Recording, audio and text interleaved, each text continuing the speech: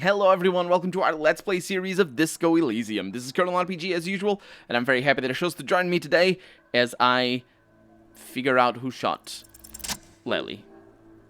That was almost a failure, by the way. 2 out of 2. If I had rolled a 1 out and 2, I would have failed because I have that thing that gives me a extended critical chance, basically, for failure and success.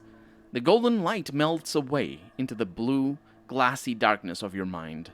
In it are 2 neon-lit shapes, a man and a woman on the single bed. What positions are they in?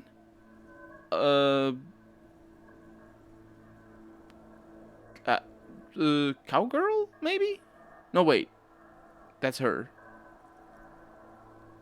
Maybe. I don't know. Like the witness said, the man is kneeling, the woman is on her back. Oh, right. Okay. Is on her back. It's the missionary position, isn't it?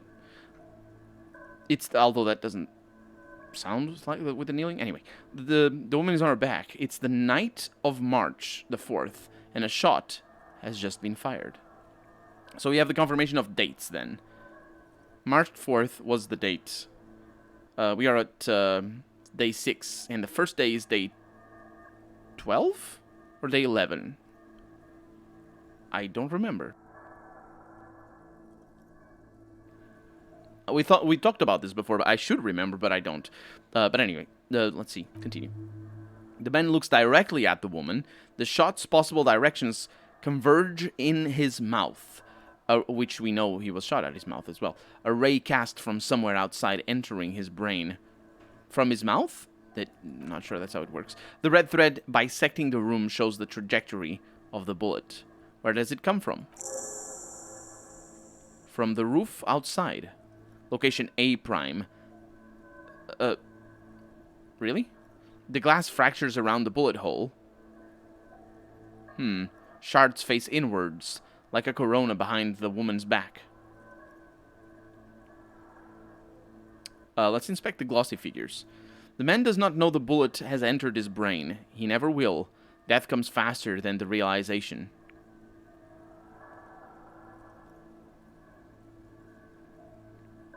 Have a look at point A, the roof. Ruby ruled this out vehemently.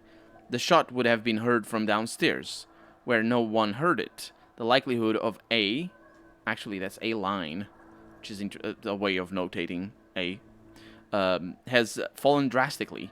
You may be looking for a sniper. The shot had to come from a greater distance beyond A line. Should we extrapolate to include every possible origin or point of origin in Martinez? Yeah, probably, yes. Extrapolate the radius to include all of Martinez, which is what I was talking about before.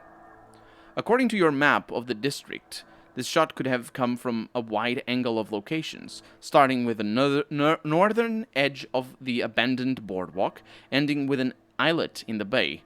Let's call them B prime. Oh wait, that line it's A prime. Right. I didn't know that was how it's said in English. In Portuguese, you say a line, or not the word line, but whatever. The word stands for line. More precisely, B prime for boardwalk, B prime prime for Land's End, and B prime prime prime for the islet, detective. There may be maybe smaller points in between, but those are too fine to zoom into. Where does the thread lead? Maybe if you extrapolate all possible points of origin first, the thread will make sense? That makes sense, yes. Let's have a look at point B prime, the boardwalk. Oh, look at that. We can see the... the boardwalk could be related to the murder or the accident, anyway, that we found over there. But, yeah, the map is over here. 700 meters away, the likeliest of these positions, of these B positions, 20% chance, a skilled sniper could have made the shot, provided he had a safe sniper's nest. Even with the light on inside, we're talking military training at that distance, the perpetrator would have had to take wind direction into account. Yeah, anything more than... You always have to take wind direction, though, depending on the speed of the bullet. But I think for sniper rifles, anything more than 200 meters, you have to take wind direction into account. In 400 meters, you absolutely have to. Like, you can. I think at 400 meters you can shoot without taking wind direction into account, but with stronger winds, anything stronger than 30 kilometers an hour or something like that is gonna deviate more than a body's size. So if you shoot center mass, it's gonna miss, or it's likely that it's gonna miss. If the wind is, I pointed it over here because I'm imagining the wind comes from the left, but it doesn't really matter. Let's see. A skilled sniper could take provided. Yeah. This would explain why no one heard the gunshot. The bullet came from far away. Yes, that is pretty obvious. Have a look at B prime, Land's End. Oh, that bit over there. 1.2 kilometers away, the least likely of these positions, let's say 3%. A truly skilled sniper could have done it. Probably from a tent?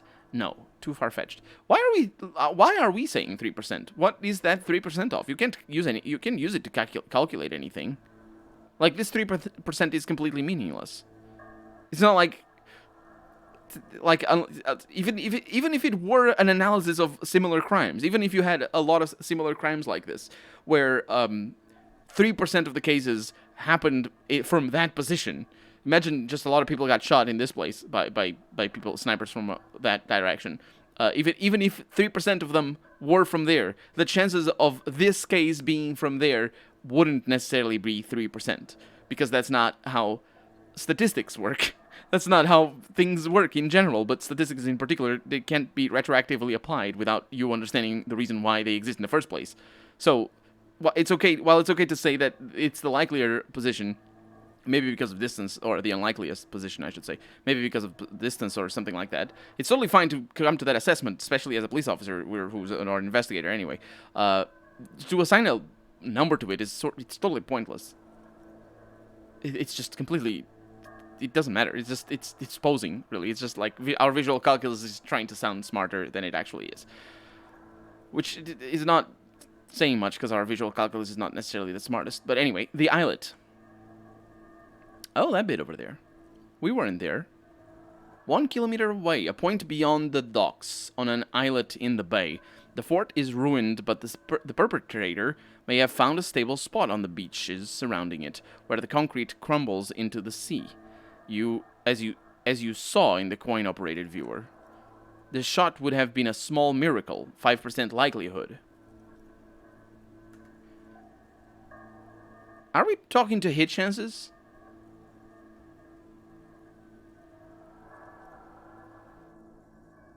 Because that's not how sniper works. That's not how sniper duty works.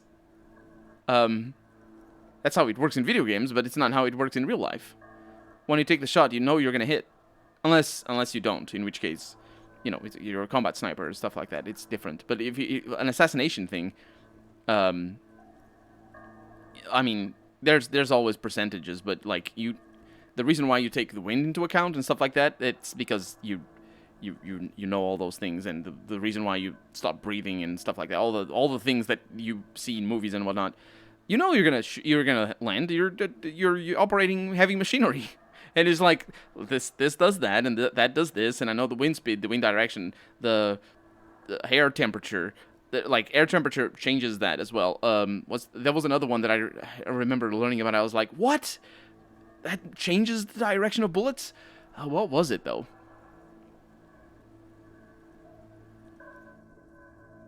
I think is it the shimmer of the sun in because the shimmer? I think it might be, or is it air temp? I don't know, because what I'm thinking is. At long distances with traditional scopes, it's very difficult to land a shot. Not because the bullet can't reach there, because it can, although maybe not at armor-piercing speeds, but still it can. Like weapons have really long ranges, but on a sniper rifle, it can reach easily 1,000 meters at killing speed. But it can even go further than that. Like. Sniper bullets are very fast. But the thing is, the scope itself isn't anywhere near as accurate as we think they are in video games. Actually, there's some video games that have realistic scopes, and we can tell that they're not very accurate. They're not very good. It's not that they're not accurate, because they are accurate. The thing is, at long distances, the way light refracts within the scope itself changes a lot of things. So you need to take that into consideration, and you're looking very far in the distance, and you're trying to aim not only the weapon, but the scope. You need to operate the scope as well. So I think there's a lateral shimmer or something for old school sniper scopes. I remember reading about that. I'm trying to think. I don't remember exactly if this is it, but I think this is another consideration that snipers at least used to have, but maybe not anymore, because maybe they have hoods in the scope, which is a thing that scopes tend to have hoods. And by hoods, I mean like a little thing on top, at the front, at the exit of the scope, that protects it from the sun. You probably know what I'm talking about. Like if you watch it from a rifle sideways, like this, it's a rifle, right? And there's a scope over here. I'm of course drawing I'm drawing in nothing. So imagine there's a rifle like this, right, from the side, and there's a scope over here, and at the front of the scope, because this is the part of the back of the scope where you are as a person. At the front of the scope, there's a little triangular thing like this. The scope is a rectangular, and then there's a little triangular thing, and that's the hood. At least that's the name that is that thing is given in cars. So I suppose it might be given in scopes as well. The hood, and not the hood of the car, the hood of the instrument in the dashboard. That's also the term for that. So anyway, 5% likelihood. There is an extremely narrow field of view from the bay to the window between Rue Saint-Guillaume, 8B, and 33A. The angle would have been extreme, and access to the islets is questionable, but it is a possibility. It's actually the strongest possibility because I haven't been there, and it's pretty. I think it's not overly obvious, but I think the game just didn't allow us to solve this crime before now. We could have come to a lot of conclusions, and we did come to a lot of conclusions, but I don't believe it makes sense from a indie RPG developer standpoint to on a game like this specifically to have a branching storyline that would allow you to solve the crime before, it's not necessarily about solving the crime, but at least like it would be, you need to isolate things to allow for sort of reset points. Otherwise, the branching storylines just gets completely uncontrollable. And this branching storyline, the way it's used, it's not really about how branching it is. It's specifically about how each dialogue interaction is branching. So when you write a dialogue interaction, you can use that dialogue interaction, or the fact that you got it or succeeded at it, or the reaction you got. You can use that to go and alter a dialogue elsewhere in the area that you're in, and that does keep costs down, and specifically complexity of writing down, instead of just having branching storyline, which is the more traditional way of looking at it, where it just all converges to a few points. This one is just sort of, it's a little bit more mix and match, which is good. It's more referential rather than necessarily branching. Then there's the thread the witness left. She did have a first-hand view of the event. Perhaps she found something in the outer reaches of her memory of it. You need to inspect it again. Yes, I do. I extrapolated. Oh, look at that. That's another one of us not being able to figure this out. I extrapolated all the points of origin. Now, where does the thread lead? It suggests the bullet came from the extreme upper quadrant of possible angles, from a point beyond the roof. B prime prime prime. See, I told you. The islet. This time it's called the island? Sure. The island in the bay. Is she trying to tell us the shot came from the islet? No, you dummy. From the island. Just says there. Kim nods. Unless she thinks the perpetrator was standing on the ring antenna. That is where the thread seems to point. How did she know this? She was there that night. She would have known precisely where the bullet hole was in the glass. She had a long time... Double space over there. She had a long time to think about it after, standing on that roof, staring at the glass. It also looks like there may be more to her skill set than we know. The question is, should we trust her? Of course we don't trust her. I don't know. At this point, he stops mid-sentence. What difference does it make? That's what he means. Our esprit de corps completes. There are ruins on that islet, a sunken sea fort, a. Did this word show up in the game before? Because I think if it did, I must have asked, is that an actual word? Because I believe. Maybe. Anyway. I saw it through the coin-operated viewer, I'm gonna say. I remember. He looks out the window and onto the bay. Well, this is also one of the few places in Martinez we haven't been to. So it is. For a second, he seems tired.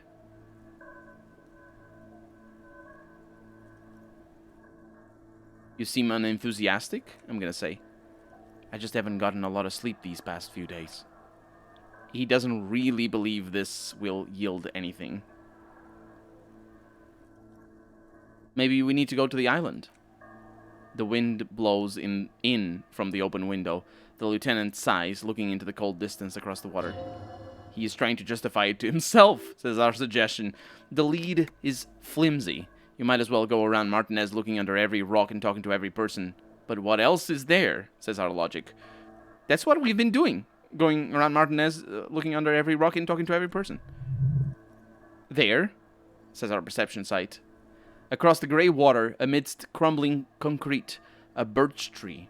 Oh yeah, we saw that, didn't we? And the half-sunken ruins of a flak tower. Oh, that's a flak cannon.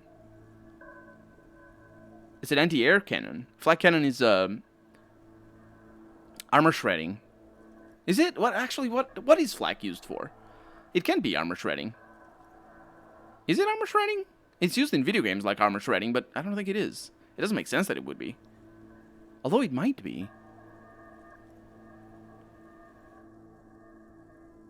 No, it isn't. That's not why it's used. So what flak is basically, it's instead of being shells shot at airplanes, it's just a bunch of little shreds of flak that are shot at airplanes. And they're shot up there because the little bits will get into unarmored places on the airplane and not necessarily bring the airplane down, but create damage enough over time that it'll slow the plane down and just do a bunch of damage.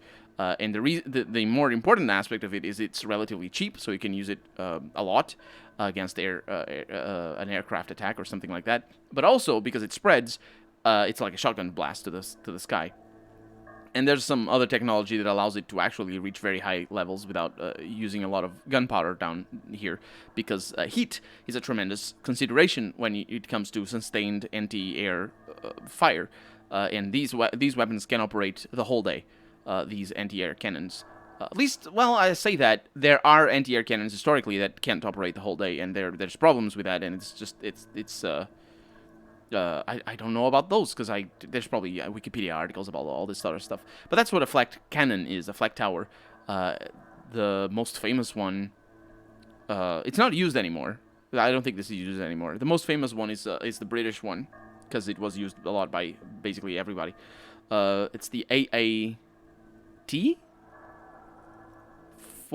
42? It shows up in all sorts of video games, because it looks cool. So it's like, you know, it looks like a missile thingy, because it shoots 4 flak barrels, I think, at the same time, or alternated. It probably isn't alternated, because that's probably one way of dealing with the heat. And it's got a big heat sink in the center, and it's fed through the heat sink, as far as I know. The flak is fed through there. Those are interesting machines, because they're interesting because they're sort of an old technology that doesn't get used very often, so or doesn't get used anymore anyway, or very often if it is used right now, because it's just not very effective. I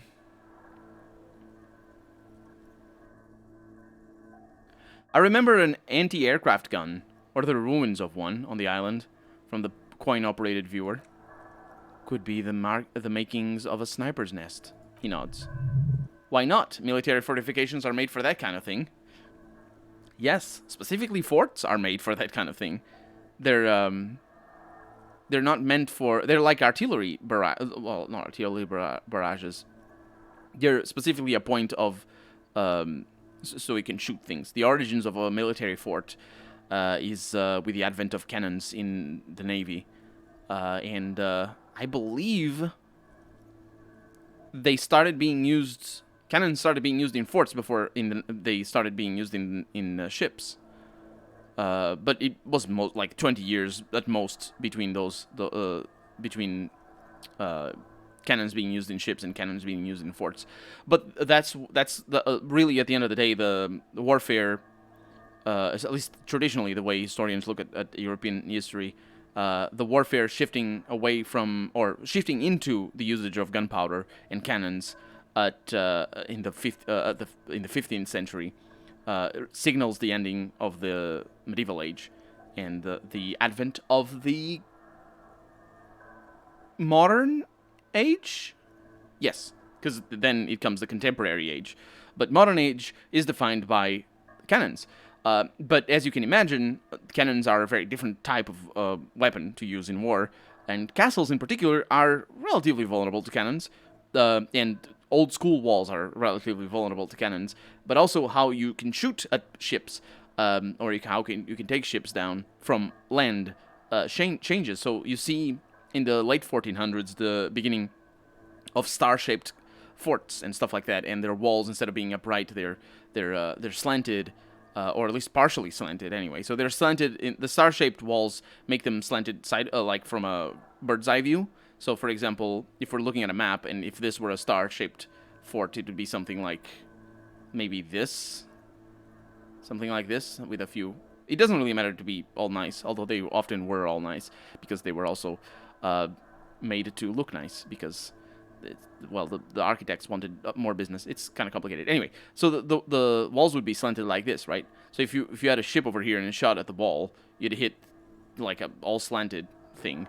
But then on top of that, they would be slanted outwards. So the base of the fort is wider than the top of the fort itself. So basically, the bullets wouldn't land straight on the walls. And in fact, cannons or ship cannons attacking forts with cannon fire or ships, I should say, ships attacking forts with cannon fire is very uncommon and basically stopped because there's no point. You can't do anything to these walls. You can barely do anything to old school castle walls with an actual cannonball or sustained cannon fire. But you could do that, definitely. There's some really, really amazing ships later on, especially in the 16th and 17th centuries, that could definitely bring a castle wall down with sustained cannon fire. But you'd need to spend a lot of bullets, which is totally doable, of course. But these walls, basically, you wouldn't do anything to them.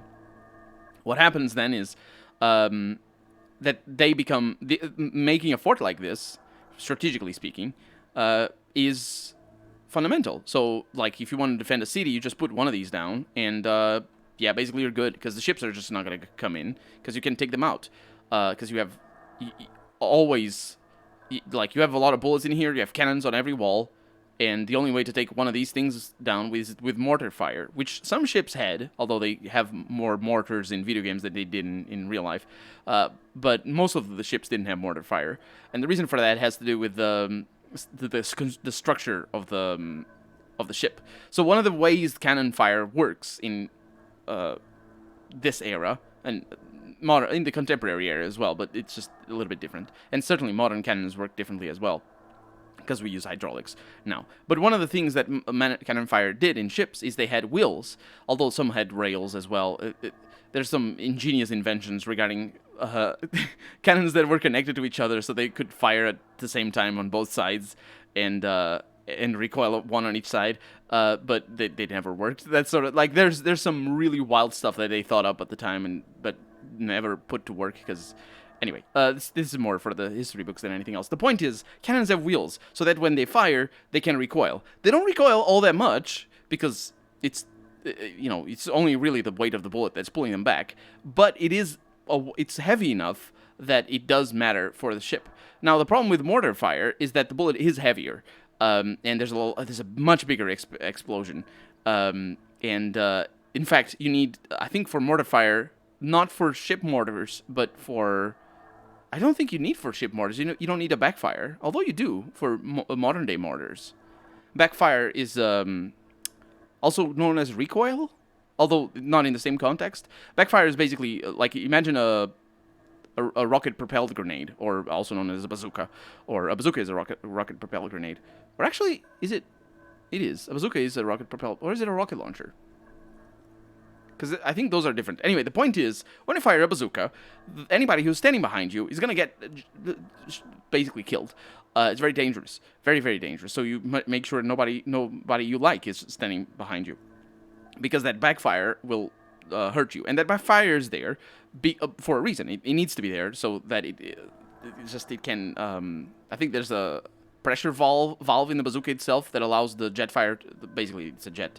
The rocket has that allows it to build up enough force at the beginning to create strength on the rocket. So when it leaves the bazooka, it already it accelerates as fast as possible. So that maintains. Not only does it allow for it to be more precise because it's the bazooka is rifled. I'm pretty sure, or is it the rocket itself that's rifled? I don't know, maybe different things work different ways. But basically it allows for it to be a lot more precise than a rocket-propelled grenade. A rocket-propelled grenade is different because it doesn't build that pressure. And I think that's why the recoilless rifles that show up in some video games, I never saw anything about them in like Wikipedia or anything, but recoilless rifles are they show up in Company of Heroes or something. They're basically rocket-propelled grenades, but they're very inaccurate precisely because of that. They don't have rifling using them. Rifling is basically the spiral grooves inside of a barrel that allows a bullet to rotate as it is accelerated, which maintains speed and direction. No, not speed. It maintains the direction of the bullet, so it increases accuracy. The point is for mortars, the reason why they weren't used in ships a whole lot is because the mortars, I think, need a backfire, mostly because you do need them to accelerate while down here in the cannon. Rather than up or in a canister, as a cannon is, because a mortar is not an actual cannon. And so that backfire needs to exist, I think. I do know that they do create lots of strain on the ship, so ships need to be built with mortar points in mind. And that's actually one of the most important things in early modern era naval fighting, is retrofitting ships that didn't have cannons or had few cannons, to accommodate for not only the cannons, but really for the whole operation of the cannons and the storing of everything.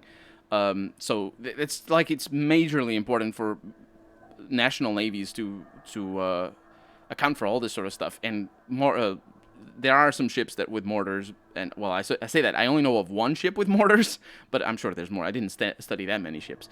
And that would be the only way you could take a fort out, unless you sent people in there, of course. But this fort being here is the military fortification. I ramble about all the things. I'm